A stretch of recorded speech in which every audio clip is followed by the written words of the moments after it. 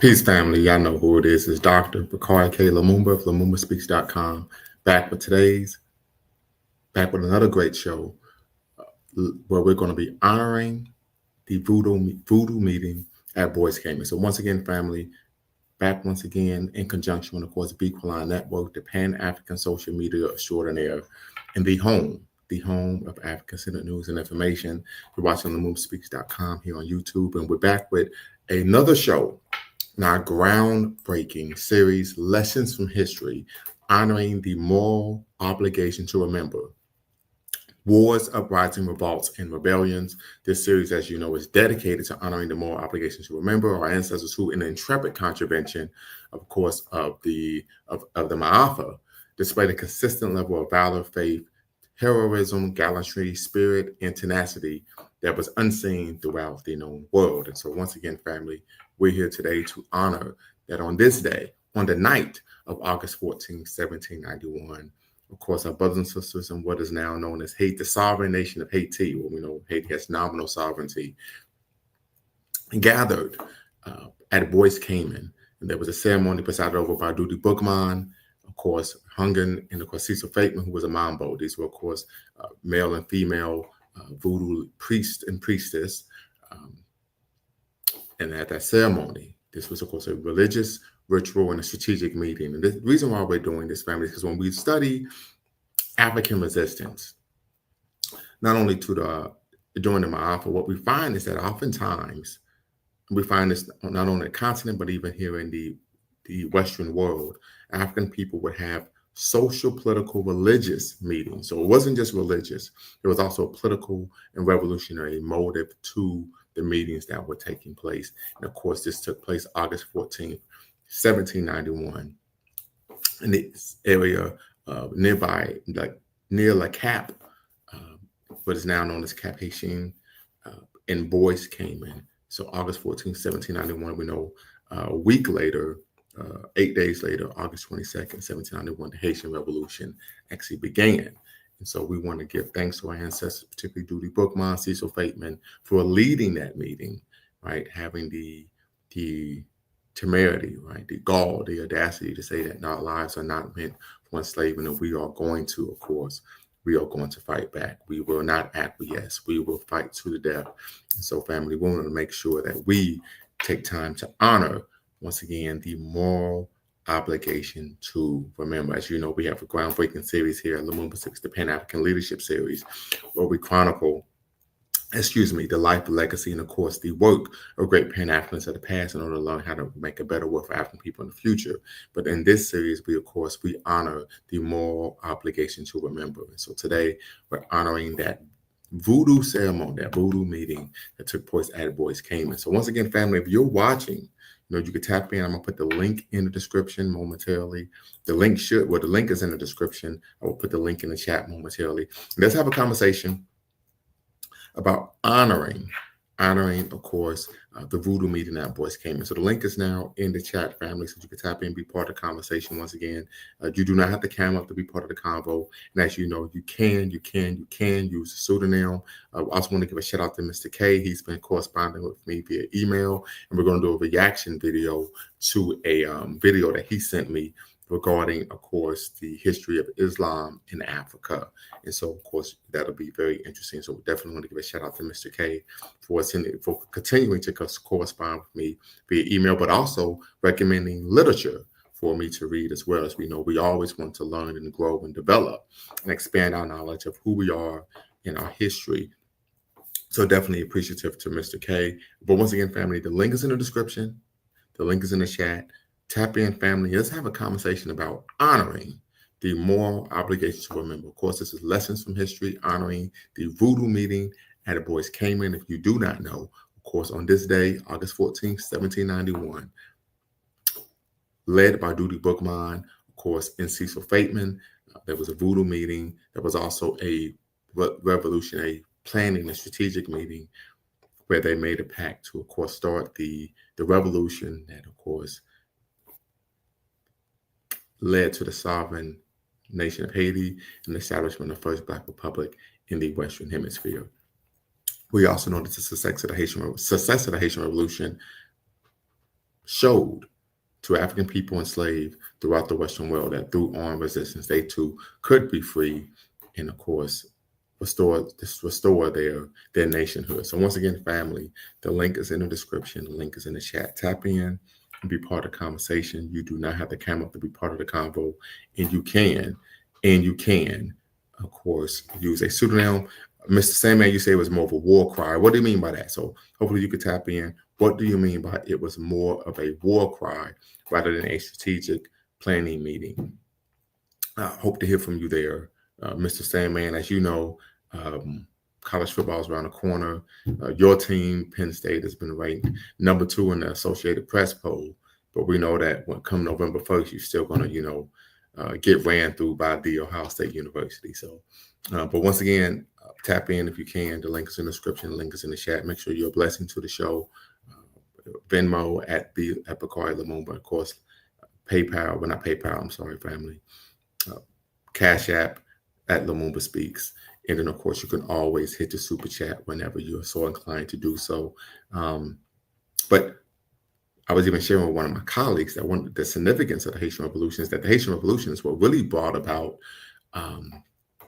this concept of Pan-Africanism, right? Many argue, particularly, I think William Jeremiah Moses talks about this concept of proto-Pan-Africanism, of individuals engaging in Pan-Africanist actions, ideas, and thought, irrespective, before the term was actually coined. We know the term was coined by Henry Sylvester Williams at the turn of the 20th century, along with Sister Kenlock. Definitely want to make sure we mention her. I always have to mention Sisters in the Struggle. But what we found with the Haitian Revolution was that after the success of the Haitian Revolution, of course, then Emperor Jean-Jacques Dessalines declared Haiti's independence on 1 January 1804. We found that, right, they didn't rest on their laurels. They were, of course, committed to eradicating the enslavement of African peoples throughout the Western Hemisphere. And then more importantly, even for African Americans such as myself, that they actually provided capital for not only the relocation, but also housing of African Americans leaving the United States and coming to Haiti, providing a reprieve, of course, from the vicissitudes and dehumanizing practice of chattel enslavement, and anti-Blackness. So, this is, I think, we always have to honor Haiti. I've always stated, and I shared this with Brother Bequan before, offline, and maybe even online. If you go back in our Rolodex of videos, that I believe Haitian people are the greatest African people to walk the earth, right? I'm not aware of anyone, any group of African people who were able to defeat three powers, the different powers in succession, right? We're talking about the British, we're talking about the French, starting with the French, then of course the British, the Spanish, and then the British again, and the French again, and being able to defeat them. And then we also know that when we look at the valor and the tenacity and the commitment that, of course, our brothers and sisters in Haiti had and still have, I would argue, that terrorized, that literally put shock and fear throughout the slaveocracy of the Western world. And of course, we find that's many argue that plays a role in the discriminatory practices regarding immigration, the immigration practices against Haitian people to this day. And there was a belief that if Haitians come to America, they're going to embolden, of course, African Americans to fight, and as well they should. But we know we were already fighting as well. So tap in, family. Once again, the link is in the description. The link is in the chat. This is, once again, part of our groundbreaking series, Lessons from History, honoring the moral obligation to remember wars, uprisings, revolts, and rebellions. As you know, this series is dedicated to honoring our ancestors who, in intrepid contravention of the Ma'afa, displayed a consistent level of valor, faith, heroism, gallantry, spirit, and tenacity that was unseen throughout the world. And of course, and even pushed back, of course, when we talk about the success of the Haitian Revolution, it pushed back against the prevaricating beliefs that African people could not free themselves and could not maintain their freedom, right? We know that the concept of Black people being unable to govern themselves is a misnomer, because we were governing ourselves just fine prior to, of course, the Ma'afa. So something to consider there, that once again, there was this ideological role that, of course, the Haitian Revolution played. There was even an epistemological role that the Haitian Revolution created in terms of the creating knowledge of history, right, about African people. And so once again, family, if you're watching, this is LumumbaSpeaks.com in conjunction with Bequaline Network, the Pan-African social media extraordinaire and the home of African-centered news and information. I know we oftentimes have brothers and sisters from the continent, even the UK, who are watching. Tap in, be part of the convo, and we're going to be discussing, of course, the legendary, right, infamous voodoo ceremony and meeting at Bois Caïman that, of course, led to the subsequent start of the Haitian Revolution. We're talking August 14th, family, August 14th, 1791. Happy Pan-African Thursday, and most importantly, happy Black August, right? I would be remiss in my duty if I don't mention happy Black August. So definitely want to make sure that we honor that. But when we talk about Bois Caïman, right, Bois Caïman was the site of the first major meeting of enslaved Blacks, during which the first major slave insurrection of the Haitian Revolution was planned. Right. Before the Bois Caïman ceremony, voodoo rituals were seen as an event, social gathering where enslaved Africans had the ability to organize. These meetings and opportunities to organize were considered harmless by white slave owners. Therefore, they were permitted. It is also argued that voodoo created a more homogeneous Black culture in Haiti. On the night of August 14, 1791, representative slaves from nearby plantations gathered to participate in a secret ceremony conducted in the woods near Le Cap in the French colony of Santo Domingo. The ceremony was presided over by Vodou Meeting, a prominent enslaved African leader, Hungan, and Cecil Fateman, a Mambo. A witness described the presence of 200 enslaved Africans at the event. The ceremony served as both a religious ritual and a strategic meeting, as enslaved Africans met and planned a revolt against the ruling white enslavers of the colony's wealthy northern plain. The ceremony is considered the official beginning of the Haitian Revolution. So once again, family, tap in, be part of the conversation as we honor the moral obligation to remember. This is of extreme importance, right? We talk about oftentimes our young people, who many have started school on today or early in the week, discuss the issue that we tend to find they only learn what surface level history. We talk about that master narrative, right? Misinterpreting, of course, Black resistance to, of course, foreign domination and white hegemony. Well, this is an example of us being able to push back against those misnomers, right? I can recall many years ago when I was still an undergraduate, I had went to a elementary school, actually accompanied a friend of mine who was going to be speaking to some students at a Cincinnati elementary school.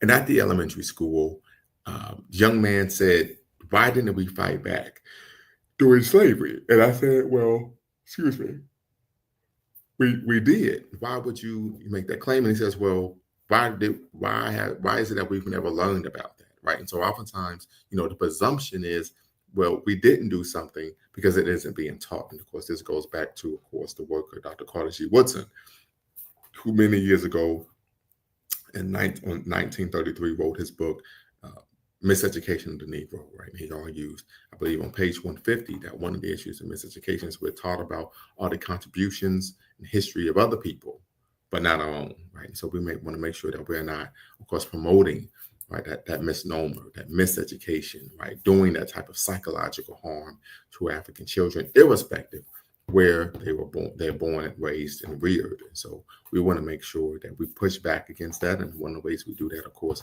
is here at, of course, Lumumba Speaks and Bequaline Network, where we collaborated and thought of course, creating a video series titled Lessons from History, Honoring the Moral Obligation to Remember. That gives us an opportunity to hone in on particular events in African history, particularly African people's heroic and resistance against, of course, foreign domination during the, of course, Ma'afa. So definitely, family, if you're interested, you can tap in, be part of the conversation. You're watching, of course, LumumbaSpeaks.com Black Empowerment Initiative, where we believe you can gain a competitive advantage by always betting on Black, in conjunction with Big Quality Network, the Pan-African social media extraordinaire, and the home of African-centered news and information. Once again, family, the link is in the description. The link is in the chat. Tap in, be part of the convo. If not, we're going to end up closing out. But I definitely would love to hear from you all in terms of what are your thoughts, particularly on the practice that we find of African people of there being a religious and political aspect to these type of religious meetings, right? What we tend to find, and I'm going to bring you in a moment, Mr. Sandman, is irrespective if you're in the Caribbean, what's known as the West Indies, if you're on the continent, or even here in the Def Decans and Dysphoria, the great good old US of A, we find there being a political aspect to, of course, these religious meetings, but they weren't strictly religious. I think this is an aspect of our culture rather than what many people will argue the role of the religion. Man, what's the role?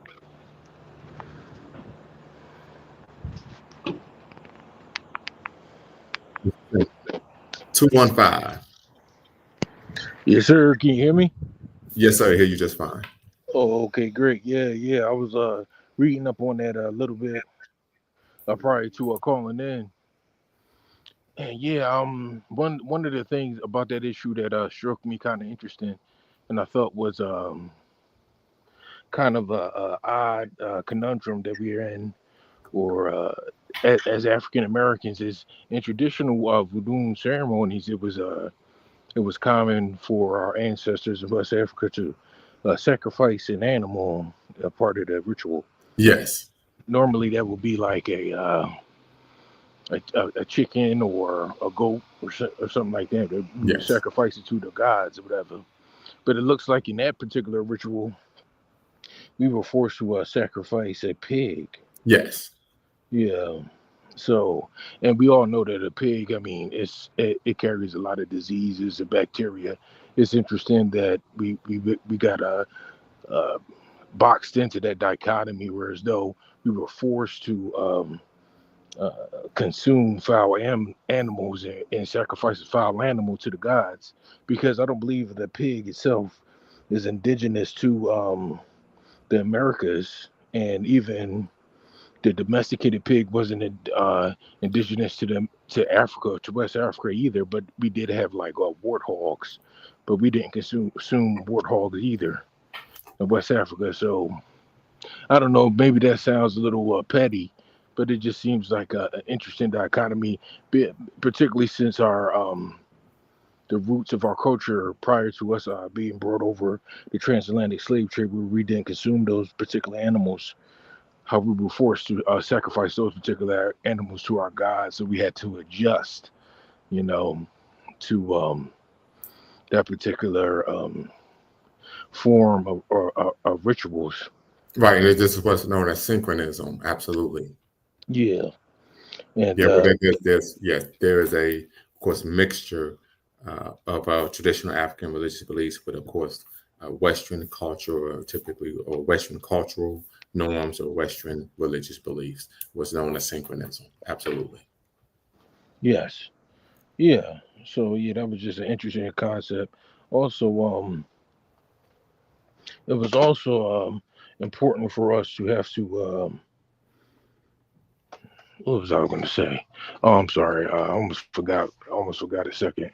Yeah, it was also important for us to have to um, uh, uh, uh, darn, what is it that I had read?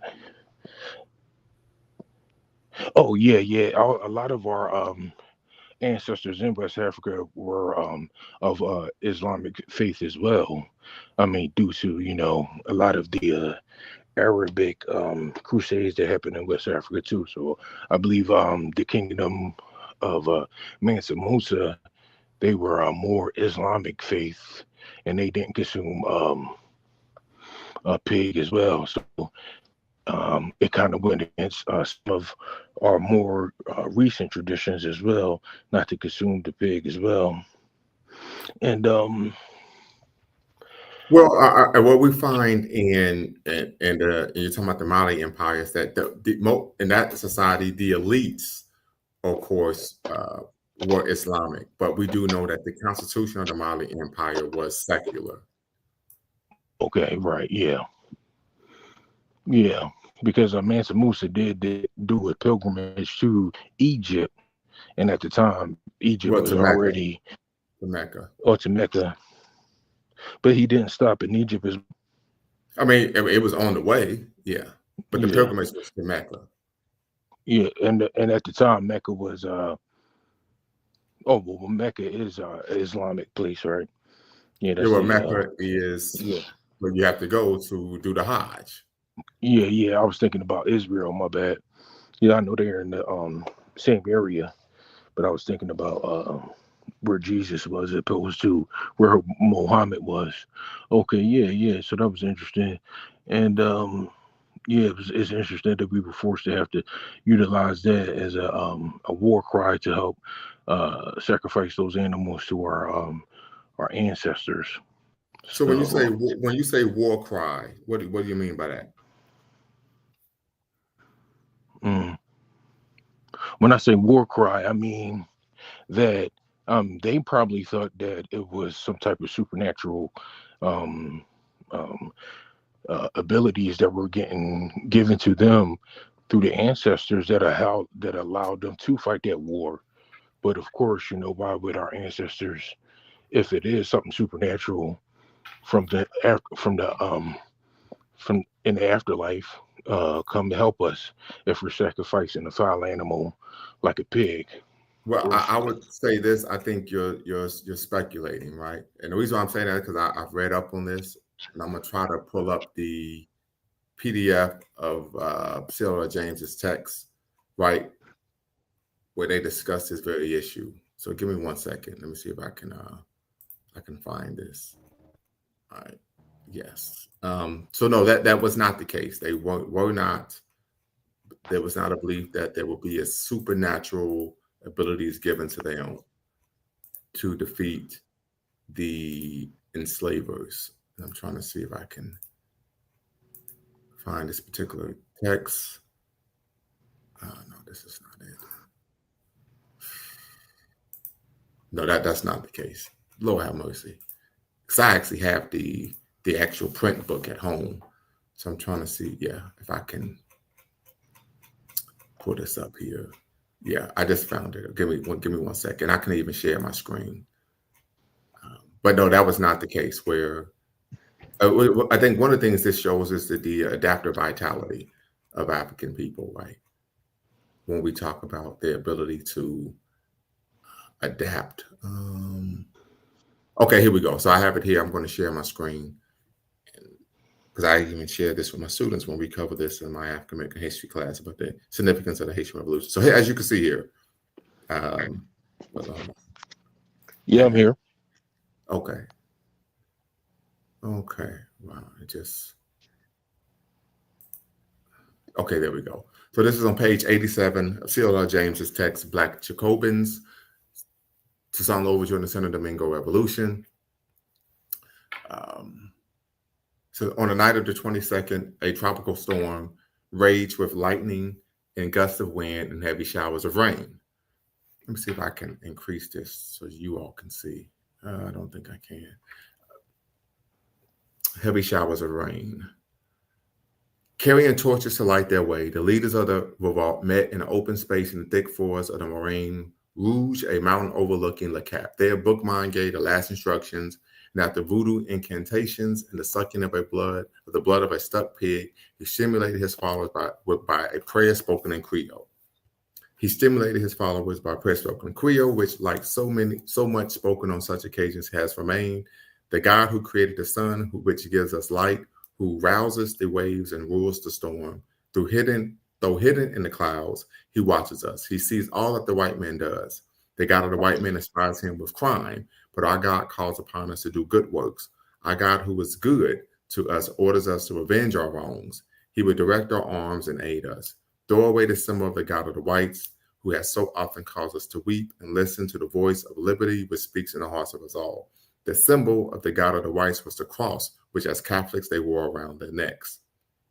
That very night they began. The slaves on the Galafet plantation was so well treated that happy as the Negroes of Galafet was a slave proverb. Yet a phenomenon known as an auto revolution, it was they who led the way.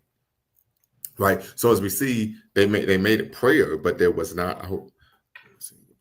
Yes, but there was not a this was not a situation in which they were looking to receive any type of revolutionary powers. This is also not a situation in which, and from my understanding, that they viewed the pig as a unclean animal due to an Islamic influence. Right. We do know that there were some of our ancestors who, unfortunately, suffered the indignity of the Middle Passage, but that was not but I would argue that number was less than 10% who were actually practitioners of the Islamic faith. Yeah, I can understand that. It's just me knowing black people in general, how they have a tendency. Maybe I'm speculating again, but how black people in general have a tendency to believe that there's going to be some type of divine intervention through prayer, and it just seems like a ritual like a voodoo is where they're just trying to have some sort of divine intervention, not necessarily some type of superhero powers like a. Yeah, but I would argue that the practice of or the belief in divine intervention is what we find as a result, as an adverse result of our what? Enslavement and Christian indoctrination. But here we find that they simply were praying to their God to inspire and empower them to fight. But they weren't seeking divine intervention in any way, shape, or form.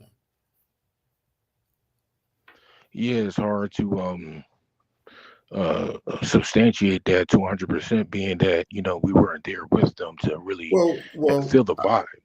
Well, I would say I could confidently make that claim because I've reviewed the history. I've actually read the literature from numerous frames of reference, numerous perspectives regarding the Haitian Revolution, and what we found was that if they had believed in divine intervention, they wouldn't have took up arms themselves. Well, that particular ritual in and of itself, there isn't any documented history of it, I don't believe. I believe it was more through spoken history. Well, yeah, well, actually, there were some individuals, non-Black individuals, that witnessed the actual meeting, and that's how we know what happened and what was said. Oh, okay. So it was documented? Yes. Oh, okay. Who was the people that documented it? There were non-French whites who saw what took place and documented the meeting and what was said. Okay, I'll have to research those guys. Yeah, because during the revolution, there were, of course, free people of color, mixed race. You had Polish whites, right, who were in France. In fact, when Jean-Jacques Dessalines led his what many people call massacre, they spared the Polish people there because they were allies. Yeah, I'll have to look into that. Also, about one of your students who proclaimed that us as Africans, or even African Americans who were in bondage and enslaved during the transatlantic slave trade, that we didn't fight back. I did a little bit of research on the history of my family, and come to find out, one of the plantations that my family come from in South Africa was in the Civil War, and it's that plantation is like a monument even till today. So apparently the British had attacked our plantation and forced us to fight. Believe this or not, they forced us to fight the United States, or not. Wasn't the United States at the time. They forced us to fight against the colonial rebels. Right. Yes, I'm familiar with that. During the Revolutionary War. Yeah. So I believe my family, if you've been here a long time, and that's an interesting concept, being that there's a lot of talk about so-called settlers or African Americans who live in the United States, but aren't of the lineage of the African Americans who were brought over here in chattel slavery. How their ancestors didn't have to build the country up from scratch through fighting and through fighting for their own liberty. Right. But with us being our own uh, ethnic group, at what point, after so many hundreds of years of living on the United States, does this become a part of our heritage more so Well, than even Africa? well, Do you believe? respectfully, but Mr. Sandman, that is immaterial to the conversation. That we're focusing on honoring the voodoo meeting that Boys came in today. Oh, okay. Yeah, so yeah, that's something we would have to table to for another time. Today. We're here to focus on, of course, honoring lessons from history, honoring the moral obligation to remember, and of course, honoring the voodoo meeting at the Boys Cayman that led to, of course, the Haitian Revolution. So, quick question from I see Kevin, aka Mr. K. Let's see if I could get to this here. Give me 1 second. Okay, quick question. Would you say the spirituality influence on the Haitians to uprise against the French is very similar to the spirituality on the Kenyans to uprise against the British? Well, I would say yes. And I'm making the presumption that you're referring to the Mau Mau, right, in Kenya. What we find throughout, of course, the African world, and by the African world, I mean anywhere the African people find themselves, is one of the preeminent harbingers of African or Black resistance, whatever term you want to use, to foreign domination was this concept of being rooted in one's own culture and religious spirituality, right? We find, matter of fact, I can recall Brother Dwayne Omawale, who's a resident historian here at, of course, Lumumba Speaks and People Line Network, talked about how oftentimes there was a schism, right, between the Black Panther Party and cultural nationalists, such as the US organization. And what many people misunderstood was that when we looked at revolutionary movements on the continent and even throughout the Western world in the Americas, was that the revolutionary movement was always fueled by what? Adherence to and embracing one's own culture, right? So we find that throughout, of course, the African world. And so I would say yes to that question, Mr. K. Absolutely. Great question, by the way. And I will also add, I would like to add, if I could, if you don't mind, that I believe there is something to those voodoo rituals. And the reason why I say that is because, some years back when I was deployed to the Middle East during the deployment, I was stationed with these Puerto Rican unit, the unit from Puerto Rico, because they actually have army forces in Puerto Rico, like what you call them? They call them not civil service, but uh, army reserves in Puerto Rico, and they actually got deployed to the Middle East with us. And I recall being that they were deployed to the Middle East. They used to do this thing with their drums. It was some type of Santeria type ritual. And whenever they did their rituals, whenever they were they leaving, or coming back on base, I recall that it gave me that this energy.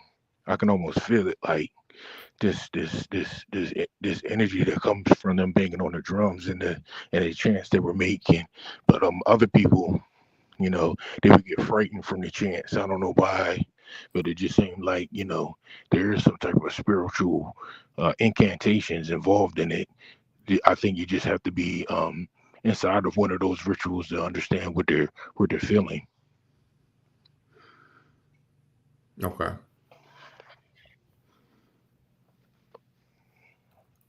Very good. Have you ever been in a voodoo ritual? I have not.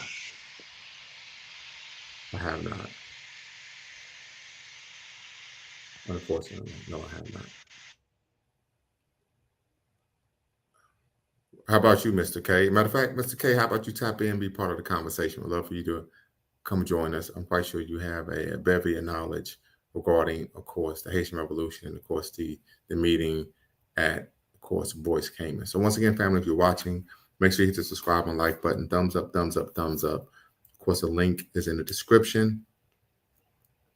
And, of course, make sure you hit the notification bell, like, subscribe, and share You're watching, of course, LumumbaSpeaks.com, a Black empowerment initiative where we believe we can gain a competitive advantage by always betting on Black in conjunction with, of course, Speak Online Network, the Pan-African Social Media Extraordinaire. And we're here today with another groundbreaking video in our revolutionary series, Lessons from History, honoring the moral obligation to remember. And today we're honoring, of course, the Vodou Meeting at Bois Caïman that led to the subsequent Haitian Revolution and the creation of the first Black Republic in the Western Hemisphere.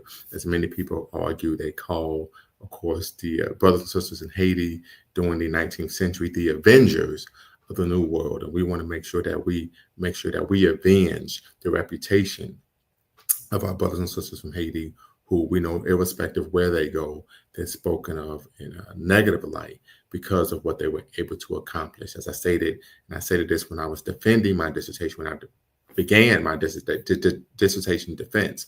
And if you think this is cap, of course, my dissertation defense was streamed live on our channel, on the platform, so you could go back and watch it in September of 2024.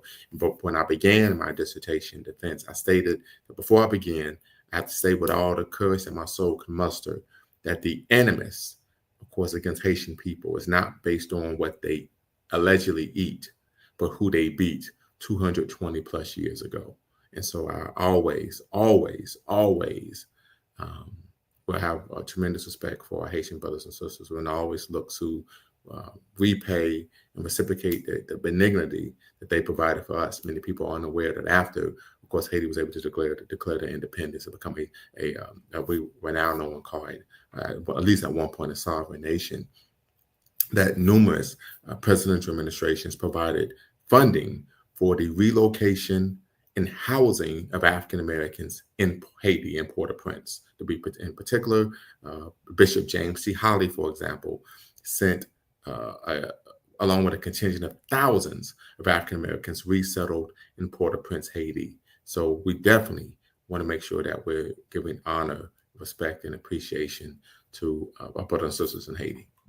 Well, the thing is, when you believe that a group of people aren't humans, and if a non-human takes a human's life, then what do? You exterminate that animal. Same thing you would do with like a wild dog. You would euthanize it.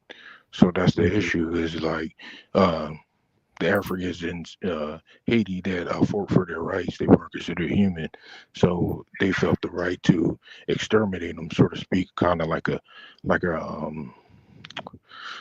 wild animal, because they killed white people. Right.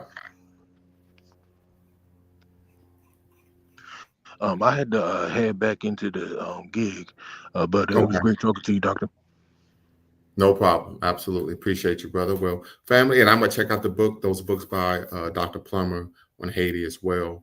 Definitely appreciate everyone tapping in and be part of the conversation. Once again, this was just another video in our groundbreaking series, Lessons from History, honoring the moral obligation to remember. Of course, and today we're honoring, of course, the Vodou Meeting, the revolutionary, historic Vodou Meeting at Bois Caïman. I wish I learned about these type of things when I was in school, right? But this is why we're here, so that we can push back against that, of course, the miseducation of African people, but also Black erasure, right? We know what Black erasure is. Black erasure are practices that are formal and informal that lead to the, of course, invisibility of Black people's contributions to history, humanity, and human civilization. And so we definitely want to make sure that we do not render our history invisible. And of course, we always want to make sure that we're honoring our brothers from Haiti. So ça passe, right? And if there was a response, it would be Naboule, right? And so at this point, definitely give thanks to our brothers and sisters from Haiti. But until next time, family, y'all know what to do. Always, always, always bet on Black. Peace. Until next time, family, y'all know what to do. Before you go, make sure you hit the subscribe and like button. Thank you for supporting the channel. And remember, here at Lumumba Speaks, we always bet on Black. Peace.